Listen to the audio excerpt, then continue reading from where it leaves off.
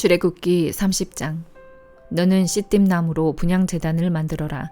길이와 너비 모두가 1규빗인 정사각형으로 높이는 2규빗으로 하고 그 뿔들도 한 덩어리로 만들어라. 제단 윗면과 옆면 사방과 뿔들을 모두 순금으로 씌우고 금태를 두른다. 금태 아래쪽에 2개의 금고리를 만드는데 양옆 귀퉁이에 2개씩 붙인다. 그것은 운반용 장대를 끼우는 자리다. 장대는 시띠나무로 만들고 금을 씌운다. 그 제단을 증거궤 앞, 곧 증거궤를 덮고 있는 속죄 덮개 앞에 휘장 앞쪽에 두어라. 내가 거기에서 너를 만날 것이다. 아론은 아침마다 등불을 정리할 때 이 제단 위에 향기로운 향을 태워야 한다. 아론은 또 해질녘 등불을 켤 때 다시 한번 향을 태운다. 이렇게 해 여호와 앞에 대대로 끊임없이 향이 타도록 해야 하는 것이다. 이 제단에는 다른 어떤 향이나 다른 어떤 번제나 곡식 제사도 드리지 말고 전제도 붓지 마라.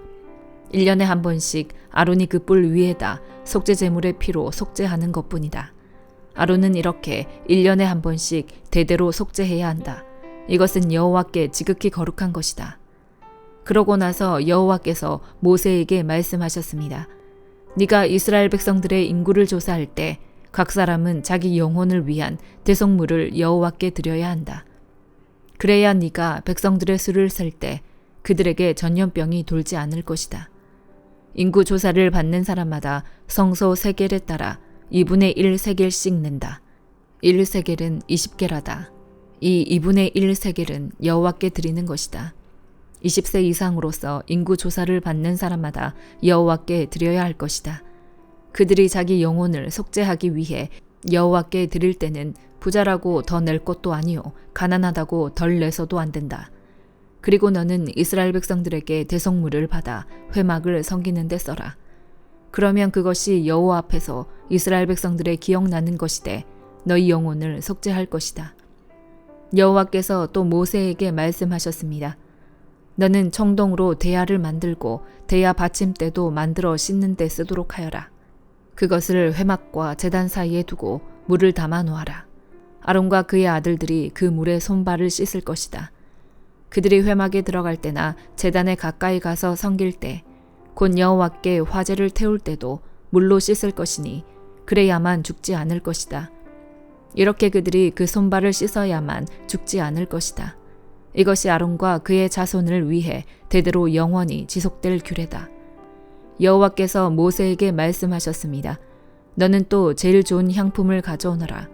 곧 모략 500세겔, 그 절반인 250세겔의 향기로운 계피, 향기로운 창포 250세겔, 개수나무 500세겔을 성소 세겔에 따라 가져오고 올리브 기름 1흰도 가져와라. 너는 이것들로 거룩한 기름을 만들되 향 제조법에 따라 섞어 향유를 만들어라. 이것은 기름 부을 때 쓰는 거룩한 기름이 될 것이다. 너는 이것을 회막과 증거궤에 바르고 상과 그 모든 기구들, 등잔대와 그 부속품들, 분향제단, 번제단과 그 모든 기구들, 대야와 그 받침대에 발라라. 네가 이런 식으로 그것들을 거룩하게 구별하면 그것들이 지극히 거룩하게 될 것이고 무엇이든 그것들에 닿으면 거룩해질 것이다. 그리고 너는 아론과 그의 아들들에게 기름을 부어 거룩하게 구별해 그들이 제사장으로 나를 섬기게 하여라. 그리고 이스라엘 백성들에게 말하여라. 이것은 대대로 내 거룩한 기름이 될 것이니 사람 몸에는 이것을 붓지 말고 어떤 기름도 이와 똑같은 배합으로는 만들지 말라. 이것은 거룩한 것이니 너희가 이것을 거룩하게 여겨야 할 것이다. 누구든지 이와 같은 향유를 만드는 사람이나 제사장이 아닌 사람에게 바르는 사람은 그 백성들에게서 끊어질 것이다. 여호와께서 또 모세에게 말씀하셨습니다. 소합향, 나감향, 풍자향 등의 향료를 가져오고 이것들과 함께 순수 유향도 가져오되 각각 같은 양을 가져와야 한다. 너는 그것을 향 제조법에 따라 향료를 만들고 그것에 소금을 쳐서 순수하고 거룩하게 하여라. 그리고 그것을 빻아 가루로 만들어 회막 증거궤 앞에 놓아라. 그곳에서 내가 너를 만날 것이요 그것이 너희에게 지극히 거룩한 것이 될 것이다. 너희는 자신을 위해서 이 배합으로 어떤 향도 만들지 말라. 그것을 여호와께 거룩한 것으로 여기라. 누구든 향을 즐기려고 이와 같은 것을 만드는 사람은 그 백성들에게서 끊어질 것이다. 요한복음 9장. 예수께서 길을 가시다가 날 때부터 눈먼 사람을 만나셨습니다. 제자들이 예수께 물었습니다. 랍비여, 이 사람이 눈먼 사람으로 태어난 것이 누구의 죄 때문입니까? 이 사람의 죄 때문입니까? 부모의 죄 때문입니까? 예수께서 대답하셨습니다. 이 사람의 죄도 그 부모의 죄도 아니다. 다만 하나님께서 하시는 일들을 그에게서 드러내시려는 것이다. 우리는 낮 동안에 나를 보내신 분의 일을 해야 한다. 밤이 오면 그때에는 아무도 일할 수 없다. 내가 세상에 있는 동안 나는 세상의 빛이다. 이 말씀을 하신 후 예수께서 땅에 침을 뱉어서 진흙을 이겨 그 사람의 눈에 바르셨습니다. 그리고 그에게 말씀하셨습니다. 실로암 연못에 가서 씻어라. 실로암은 보냄을 받았다는 뜻입니다. 그 사람이 가서 씻고는 앞을 보게 돼 집으로 돌아갔습니다. 이웃 사람들과 그가 전에 구걸하던 것을 보아온 사람들이 물었습니다. 이 사람은 앉아서 구걸하던 사람이 아닌가? 몇몇 사람들은 그 사람이라고 말했고 또 어떤 사람들은 아니다, 그냥 닮았을 뿐이다 라고 말했습니다. 그러나 그 사람이 말했습니다. 내가 바로 그 사람이요. 그들이 그 사람에게 물었습니다. 그렇다면 어떻게 눈을 뜨게 됐느냐? 그가 대답했습니다. 예수라는 분이 진흙을 이겨 내 눈에 바르고 실로암에 가서 씻으라고 하셨소. 그래서 내가 가서 씻었더니 이렇게 볼 수 있게 됐소. 사람들이 예수가 어디 있느냐 하고 묻자 그는 모르겠소 하고 대답했습니다. 그들은 전에 눈먼 사람이던 그를 바리새파 사람들에게 데리고 갔습니다. 예수께서 진흙을 이겨 그 사람의 눈을 뜨게 하신 날은 안식일이었습니다. 그래서 바리새파 사람들도 그가 어떻게 보게 됐는지 물었습니다. 그러자 그 사람이 대답했습니다. 예수께서 내 눈에 진흙을 바르셨는데 내가 씻고 나니 볼 수 있게 됐습니다. 몇몇 바리새파 사람들이 이 사람이 안식일을 지키지 않은 것을 보니 하나님께로부터 온 것이 아니오라고 말하자 다른 사람들이 죄인이라면 어떻게 이런 표적을 보이겠소 하고 말했습니다. 이렇게 그들은 의견이 갈라졌습니다. 그들은 눈멀었던 사람에게 다시 물었습니다. 예수에 대해 네가 한 말이 있느냐? 그가 네 눈을 뜨게 하지 않았느냐? 그 사람이 대답했습니다. 그분은 예언자이십니다. 유대 사람들은 아직도 그가 눈먼 사람이었다가 보게 된 것을 믿지 못해 그의 부모를 불러다가 물었습니다. 이 사람이 당신의 아들이요? 태어날 때부터 눈먼 사람이었다는 아들이 맞소? 그런데 지금은 어떻게 볼 수 있게 됐소? 부모가 대답했습니다. 그가 우리 아들이고 날 때부터 눈먼 사람이었다는 것을 우리가 알지만 그가 지금 어떻게 볼 수 있게 됐는지 누가 그 눈을 뜨게 해주었는지는 모릅니다. 그에게 물어보십시오. 그 아이가 다 컸으니 스스로 말할 수 있을 것입니다. 그 부모가 이렇게 말한 것은 유대 사람들이 두려웠기 때문입니다. 유대 사람들은 이미 예수를 그리스도라 인정하는 사람은 누구라도 회당에서 내쫓기로 결정했던 것입니다. 그래서 그 부모가 말하기를 그 아이가 다 컸으니 그에게 직접 물어보십시오 라고 말했던 것입니다. 그들이 전에 눈멀었던 그 사람을 두 번째로 불러서 말했습니다. 하나님께 영광을 돌려라. 우리가 알기로 그 사람은 죄인이다. 그가 대답했습니다. 나는 그분이 죄인인지 아닌지는 모릅니다. 다만 한 가지 아는 것은 내가 전에 눈이 멀었다가 지금은 본다는 것입니다. 그러자 그들이 그에게 물었습니다. 그가 너에게 어떻게 했느냐? 그가 어떻게 네 눈을 뜨게 해주었느냐? 그가 대답했습니다. 내가 이미 말씀드렸는데도 당신들은 고지 듣지 않았습니다. 왜 똑같은 말을 자꾸 들으려고 합니까? 당신들도 그분의 제자가 되고 싶습니까? 그러자 그들이 그에게 욕을 하며 말했습니다. 너는 그 사람의 제자이지만 우리는 모세의 제자들이다. 우리는 하나님께서 모세에게 말씀하셨다는 것을 안다. 그러나 그 사람은 어디서 왔는지 알지 못한다. 그가 대답했습니다. 참 이상한 일입니다. 당신들은 그분이 어디서 오셨는지 모른다지만 그분은 내 눈을 뜨게 해주셨습니다. 우리가 알다시피 하나님께서는 죄인들의 말은 듣지 않으시지만 하나님을 공경하고 그 뜻을 행하는 사람의 말은 들어주십니다. 창세 이후 누구라도 날 때부터 눈먼 사람의 눈을 뜨게 했다는 말은 들어본 적이 없습니다. 만약 이분이 하나님께로부터 오신 이가 아니라면 아무 일도 하지 못하셨을 것입니다. 그 말에 그들이 대답했습니다. 네가 태어나면서부터 죄 속에 파묻혀 있었으면서 어떻게 감히 우리를 가르치려 하느냐. 그러고 나서 그를 쫓아냈습니다. 예수께서는 바리새파 사람들이 그 사람을 쫓아냈다는 말을 듣고 그를 찾아가 말씀하셨습니다. 네가 인자를 믿느냐? 그 사람이 물었습니다. 선생님, 그분이 누구신지 말씀해 주십시오. 제가 그분을 믿겠습니다. 예수께서 말씀하셨습니다. 네가 이미 그를 보았다. 너와 말하고 있는 사람이 바로 그다. 그러자 그 사람이 말했습니다. 주여, 제가 믿습니다. 그러고는 예수께 절했습니다. 예수께서 말씀하셨습니다. 나는 이 세상을 심판하러 왔다. 못 보는 사람은 보게 하고 보는 사람은 못 보게 하려는 것이다. 이 말씀을 듣고 예수와 함께 있던 몇몇 바리새파 사람들이 물었습니다. 우리도 눈이 먼 사람이란 말이오. 예수께서 말씀하셨습니다. 너희가 눈이 먼 사람이었다면 죄가 없었을 것이다.